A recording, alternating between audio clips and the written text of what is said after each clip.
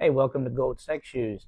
Ivy's on vacation this week, and she's asked me to step in and do a podcast takeover. So you get the Rusty Ginger, Mad Dog the Pirate, her faithful servant, aka John. Tonight's podcast is on choice. We make choices every day in our lives, from the small and the mundane to the big and the bold, right? And having choice is powerful. It really allows you to carve out your own path. It requires you to be accountable for the things that you decide. I'm a sports guy. I grew up playing sports and thinking that winning was the most important thing. Let's face it, having winning happens when you've properly prepared, when you've got a good game plan, when you've got the skills, and often when you got a fair amount of luck. But the biggest lessons that I've learned is in the losses. You create your own personal win-loss record over time in your life.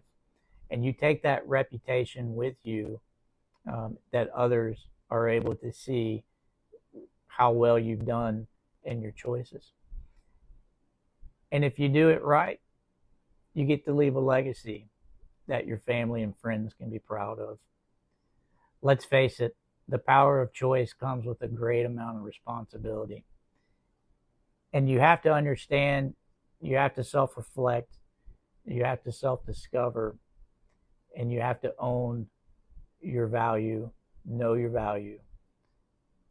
goals, and know your innermost desires. And you make your choices based off of those things.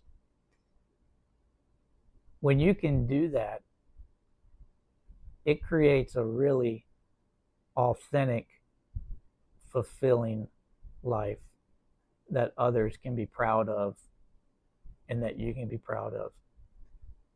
I heard something the other day that said, facts fight fear.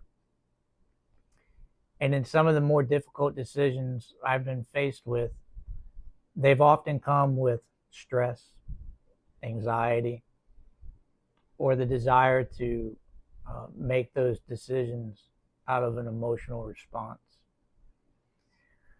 When you understand your value, when you understand your desires, and you understand your goals, it really empowers you to push back and to fight against fear, anxiety, and emotions, to make the best choices based off the facts that you have in front of you. Look, life is full of uncertainty. Nobody knows what tomorrow brings. The best choices that I've made in my life came from setting sail where I didn't know what the outcome would necessarily bring. But knowing your desire, knowing your value, knowing what your goals are, really allowed us to commit and be bold in the decisions that we made and the choices that we made.